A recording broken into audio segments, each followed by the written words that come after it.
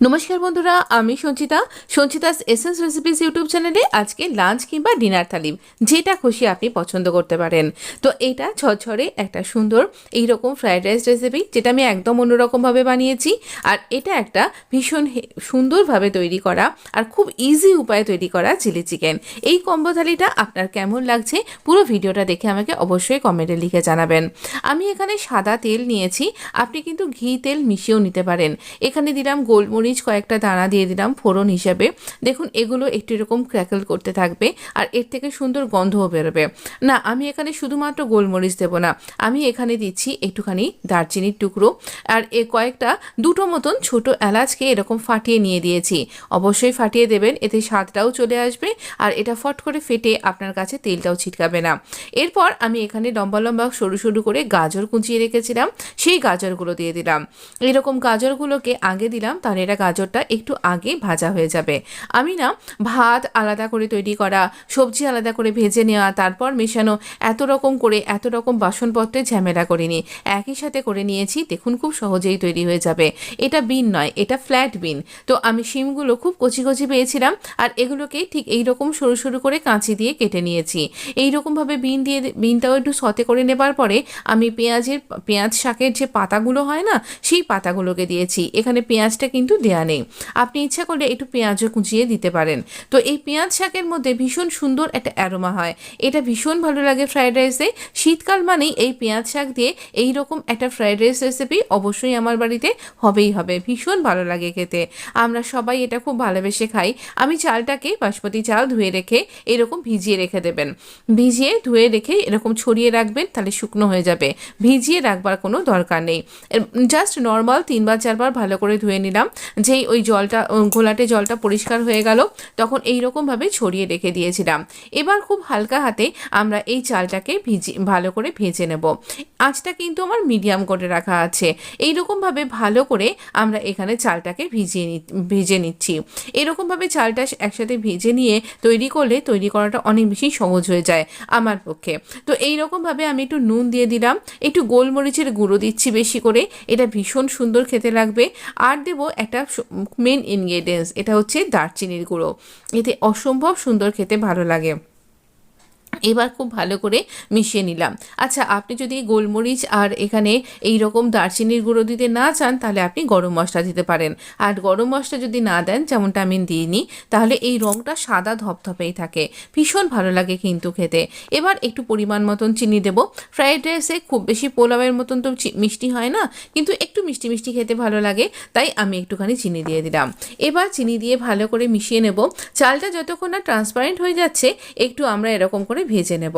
তারপর এখানে যতটা চাল তার ডাবল মতন জল দিয়ে দেব। জলের আরেকটা হিসাব আমি আপনাকে এক্ষুনি দেখিয়ে দিচ্ছি। অনেকেই ভাববেন এক্ষেত্রে তো জলটা ভালো করে বুঝতে পারবো না, তাহলে এটা গলে যেতে পারে, না গলবে না। দেখুন খুব সুন্দর একটা হিসাব আমি বলে দিচ্ছি। এইভাবে 2 গ্লাস জল দিলাম ভর্তি ভর্তি, তারপরে এই খুন্তির এইখানটা ডুবিয়ে দিয়ে দেখুন আমার 3টে কর ডুবে গেছে। এই রকম পরিমাণ আমি জল দিলাম। আর এখানে ঢিমে আছে, মুখটা খোলা রেখেই আমি এটা তৈরি করছি। এই রকম অবধি হয়ে রয়েছে, পরে আপনাকে দেখাবো। চিকেনটা তৈরি করি, তার আগে ম্যারিনেট করতে হবে। এটা পুরো বোনলেস নয়, অল্প অল্প হাড় আছে।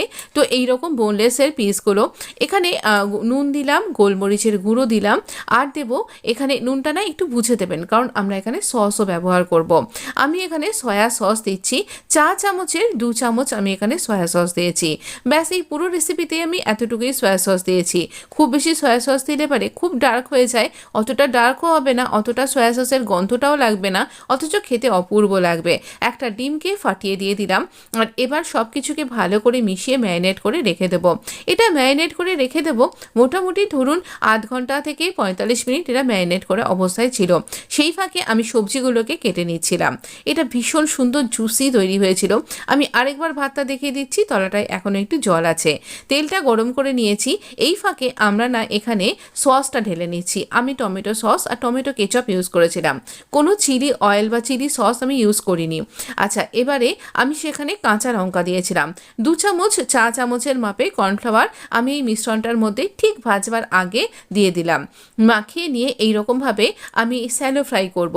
আপনি ইচ্ছা করলে আর একটু বেশি কর্নফ্লাওয়ার আর ডুবো তেলেও ভাজতে পারেন। আমি কম তেল ব্যবহার করছি, তাই জন্য আমি এখানে স্যালো ফ্রাই করছি। আর আরও একটা ব্যাপার, আমি এক্ষেত্রে ফ্রাইং প্যান ইউজ করছি আর একদম হাই ফ্লেমে এটা কিন্তু তৈরি করছি। বেশি কর্নফ্লাওয়ার দিলে পারে কীরকম একটা কোটিং কোটিং হয়ে যায়, চিকেনের বড়া বড়া টাইপের দেখতে লাগে, খেতে লাগে চিউই টাইপের হয়ে যায়, সেরকম এটা খেতে হবে না। এটা একদম অপূর্ব মেল্টিং মাউথ, একদম ভীষণ জুসি। আপনি সলিড পিস খাচ্ছেন না হাড়ের পিস খাচ্ছেন খেলে বুঝতেই পারবেন না এভাবে যখন তৈরি করবেন। তো এইভাবে টঙের সাহায্যে আমি এইরকম প্রত্যেকটা চিকেনকে এইভাবে উল্টিয়ে নেব। যেদিকটাই দেখছি একটুখানি সাদা আছে সেটাকে ঘুরিয়ে দিচ্ছি এরকমভাবে। প্রত্যেকটাকেই এইরকমভাবে ঘুরিয়ে দিয়ে কাজ করবেন। আর এখানে কিন্তু খেয়াল রাখতে হবে আপনার ফ্লেমটা যেন হাই ফ্লেমে থাকে, না হলে কিন্তু চিকেন থেকে জল বেরিয়ে যাবে। হাই ফ্লেমে এরকমভাবে আবারও একবার ঘুরিয়ে নিচ্ছি। প্রত্যেকটা চিকেনকেই এইরকম ঘুরিয়ে ঘুরিয়ে আমরা ভেজে নেব। এতে করে চিকেনটা কিন্তু পুরো 99% কুক হয়ে যাবে। পুরোটাই আমরা কুক করে নেব। সামান্য একটুখানি হয়তো আপনার মনে হতে পারে কাঁচা আছে বা কাঁচা নেইও, সেটার মধ্যে আমরা সসের সাহায্যে সেটাকে কুক করব। এবার এইরকমভাবে 2-3টে ব্যাচে যতটা আপনার চিকেন আছে সেই অনুপাতে আমরা এখানে ভেজে নিয়েছি। যদিও কিন্তু আমি একবারই সবটা ভেজে নিয়েছি। বেশ কিছুটা লঙ্কা, বেশ কিছুটা আমি 1.5 ইঞ্চি মতন আদা গ্রেট করে কুচিয়ে কেটে নিয়েছি। আর মোটামুটি 12 কোয়া মতন এখানে আমি এইরকম গার্লিক নিয়েছি, সেটাকেও কুচিয়ে কেটে নিয়েছি।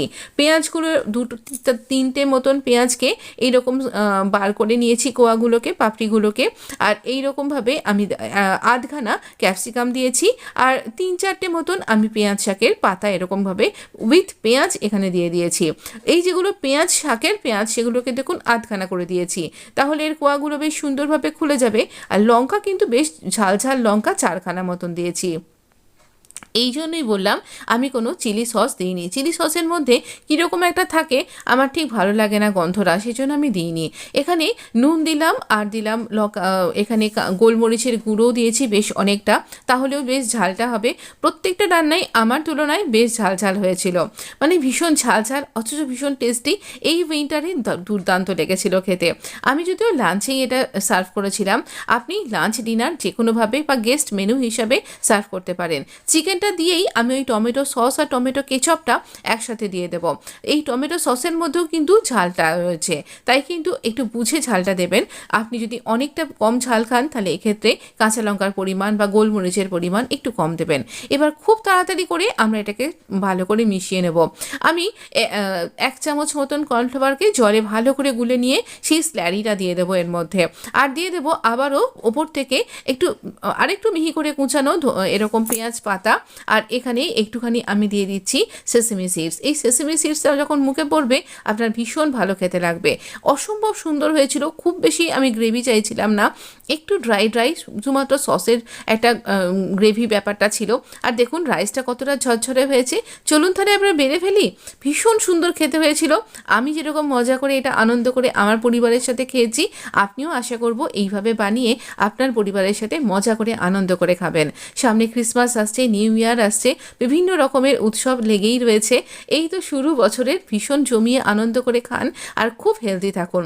এখানে অতিরিক্ত তেল, অতিরিক্ত মশলা, এরকম সস কিছু নেই। যদি ভিডিওটা ভালো লেগে থাকে অবশ্যই লাইক শেয়ার সাবস্ক্রাইব করে পাশে থাকবেন। ধন্যবাদ বন্ধু।